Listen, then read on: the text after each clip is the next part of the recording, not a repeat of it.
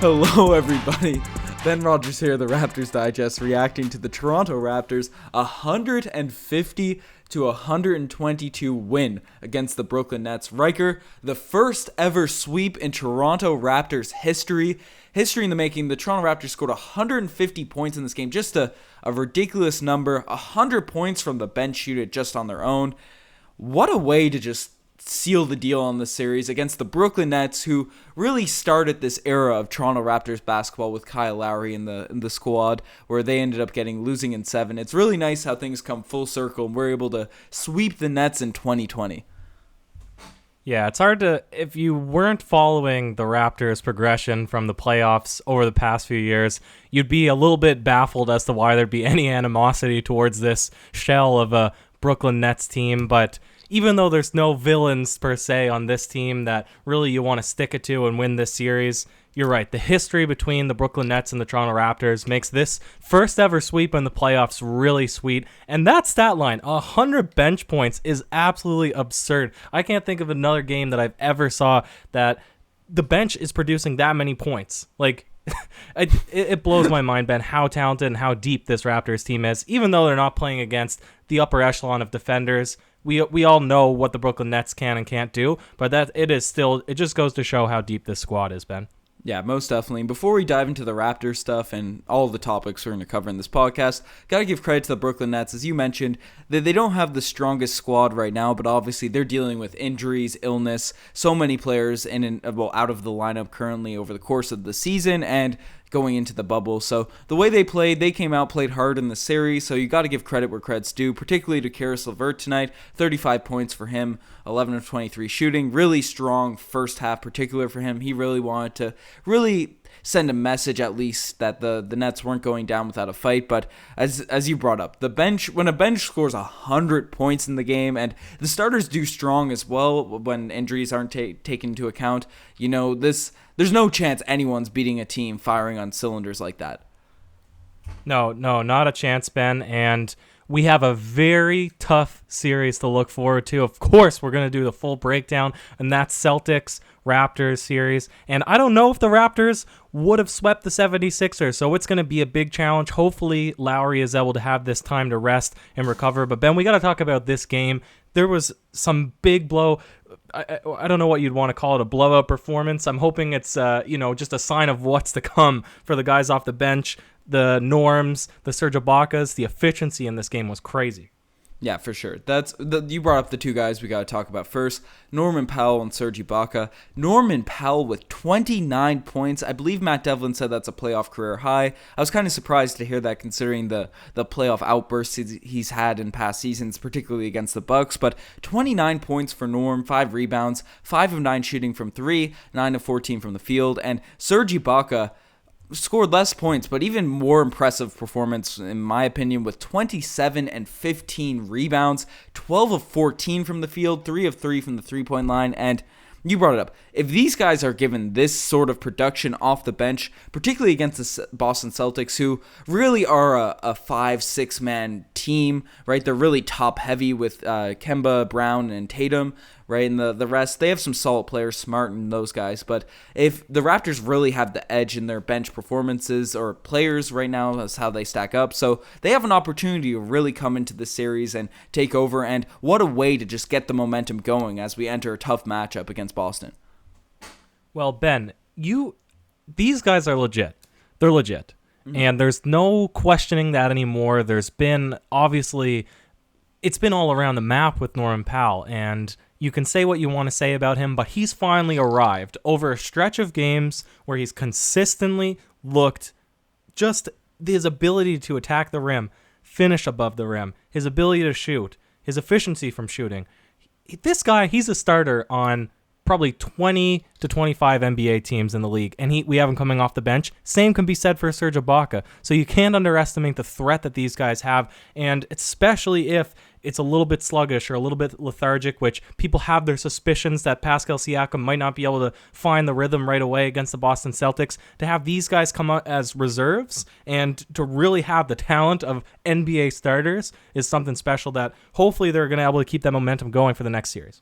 Yeah, and you brought up Norman Powell. He's had a remarkable year this year, but obviously had a bunch of injuries. Obviously, we had a pandemic going on, so usually it takes him a couple games to sort of get back into the fold, but now he really looks back into the fold, and he just really ate up against this Brooklyn Nets team in this playoffs, except with exception of the first game. The past 3 games, he's just been a monster, and the issue with Norman Powell has been sometimes his finishing around the rim, and then he loses his confidence a bit in his jumper, and we all know how that's gone with Norman Powell over the past few years, but now he's just dunking everything when he has the opportunity down the lane. He had about 3 or 4 dunks in this one, over some bodies, had that nasty one over Karut in the last game, so it's nice to see Norm being assertive on those finishes, and Serge Ibaka consistently knocking down his jumpers. We all know he can finish those post hooks and be a menace down low for teams, particularly like the Celtics, without a real big man to lock anyone up. Tice is all right, but Serge Ibaka being able to stretch the floor, 3 of 3 from three-point line tonight, those are going to be huge pluses going into that series. Yeah, and the thing is, Ben, are we going to be playing, like, how much time are we going to be playing our reserves? Is it going to come down to a 7-man rotation? Can we rely on Ibaka and Norman Powell being the only guys coming off? Or are we going to need to stretch into the Terrence Davises and the Chris Bouchers like we mentioned as well? Because if we're looking at a game like tonight and we're getting 50 to 60 points combined from Serge Ibaka and Norman Powell, and the defense is still tight from all of our starters, to me, that's sufficient to beat the Celtics. You don't necessarily need to go into the deeper bench, but I don't know if we can rely on Norm and Serge to shoot as efficient every single game. So this, to me, like I said, I'm hoping that they're able to continue that momentum, but I don't know. I don't know if they'll maybe the productivity will come down a little bit, but either way, it's super promising. Well, obviously we had Lowry and Fred. Fred had foul trouble really early in this game, and Kyle Lowry ended up getting hurt, and we'll talk about that later. But Matt Thomas and Terrence Davis came into this game and had really strong performances, particularly TD, 14 points, 4 rebounds, 2 assists, 5 of 10 from the field, 4 of 8 from the three-point line, but was really running the show for this Toronto Raptors roster, and just showed a level of calmness. He's been really good in these playoffs. He struggled in the seeding games in the bubble, but in the playoffs, he's been just an absolute beast off the Toronto Raptors bench. I wouldn't mind seeing him be sort of that 8th guy. Boucher hasn't really gotten a good stretch of run as an opportunity in meaningful minutes, so we'll see what happens there. And Matt Thomas had a couple, because he never gets open. Teams stick to him like glue, and he's running around the court, and everyone knows that they got to have a hand up, and he doesn't have the sort of height like a JJ Redick or a Ray Allen to shoot over people, so he has a hard time getting open at times, but he's shown off a little dribble pull-up in this game, particularly hitting a couple bank shots, and then the defense has to really look out for those moves off the dribble, got a few open threes. I don't know. I don't mind having those guys testing them out against Boston. I think they've shown enough in this series to say, let's give them a chance in these meaningful games where every minute matters against the Celtics. Well, the thing is, defense will be crucially important because Boston loves to play small, and if you've been watching any of the games that they've played now in their series they just closed up against the 76ers, they run a lot of post-ups for Tatum. They're three-headed dragon of Tatum, Brown, and Kemba Walker. They're very capable of doing a lot of things on offense, whether they're running high picks or if they're trying to throw the ball down low for the guards. They really switch it up, and because I would say their shortcoming on offense is their bigs don't have a lot of talent on their own. They're not very skillful to create their own baskets. So what's nice, and I would agree, we could give Matt Thomas run, we could give Chris Boucher run, but at least Terrence Davis, he fits the mold of a guy that can keep up defensively with those guys, and that's what the rest of the Raptors' entire team can do. We don't have any skinny, scorers like the Lou Williams type. Every single guy out there is very athletic, very strong, and able to keep up because, like I said, there's a lot of talent on that Boston Celtics team from their wing players that are still able to go inside, finish in the lane, and you need big, strong defenders to keep up with that. So I think Terrence Davis, he really fits the mold if we're going to look at an 8th player. But we talk about who's going to slide into that 8th position a lot, and it seems our opinion changes every game. No, that's true, and honestly, the way they're performing, it kind of has to, because you have to really, small sample size in terms of bubble performances. Players have been drastically different from the regular season across the NBA in some cases, particularly with bench players. So we'll see what happens, but let's dive into the starters a little bit, Riker, because Pascal Siakam, again, you look at the box score and you say, maybe not the greatest efficiency, 1 of 7 from 3, 9 of 22 from the field, but looked to be in attack mode in this game. Really seemed as if he was playing like OG Siakam, getting the posts, getting finishes around the rim. You'd like to see a few more of those threes go down, but the thing that impressed me most, Ryker, and this showed up in the box score, 10 assists, but he was driving in, taking in that second and third defender, and getting open looks for the rest of the team, and everyone else was knocking them down, and you see that led to 10 assists for Pascal Siakam. Yeah, and I criticize his three-point taking. You always counter with he needs to take threes because if not, they're going to sag off, and that just eliminates his ability to take somebody off the dribble, or it makes it a lot more difficult. So I'd agree with that, but then, of course, the final step in making a complete player is when he draws the attention, which is he's the number one guy. Everybody's saying he needs to start scoring like the number one guy, but of course, every team that we face now in the bubble, they're treating him like the number one guy on defense. Yep. Those doubles are coming quick, they're coming early, and if he can make the right pass, get those perimeter guys that are open, and the Raptors are making their shots, we're one of the better three-point shooting teams in the league, then that is the perfect recipe, Ben. So it is really good to see him get those assists and looking like Luka Doncic out there. I don't know if he's looking like Luka, because Luka's looking like a baby goat out there in that game. Maybe at the end of the podcast we can dive into a bit more of that step back, specifically over Kawhi Leonard, which I love to see the Clippers lose. I'm not a hater on Kawhi or any of those players, but the Clippers franchise I am a hater of, so I'm really happy to see Luka take them even up that series. But there's a couple starters we can talk about too before we swing in the segments. Marc Gasol, 9 points, 5 assists, 4 rebounds. He came out in this game really assertive, trying to get his game going a little bit early, and then obviously only played 21 minutes. This game was out of hand by second, third quarter, so we didn't see much of Mark the rest of the way. OG had 10 points, 7 rebounds, good defense, turned over the ball a little bit with his drives. Wouldn't mind seeing that the handle's been looking clean, but this game did not look that good, so I don't know. Fred VanVleet also had foul trouble, 9 points, so the starters, we didn't really need them to really go off when you have your bench scoring 100 points in a game. Well, if the bench or if the starter scored 0 points, it would still be a relatively close game. So it's something, Ben. It's something. Yeah, it was a wild performance. So we're gonna swing into the segments tonight. The spicy pea lay of the day. There was a bunch of choices, bunch of selections we could have for this one. Terrence Davis came down and had a mean poster. I believe it was in the first quarter. That was I'm not sure what player it was over on the Nets. Maybe Karut. I'm not sure the player, but I think it was Karut because I saw some tweets kind of roasting him. OG Anunoby had another little spin dunk in this game. Norman Powell, as we brought up, had 3 or 4 just nasty jams. Do you have anything else in mind other than those crazy dunks, Ryker?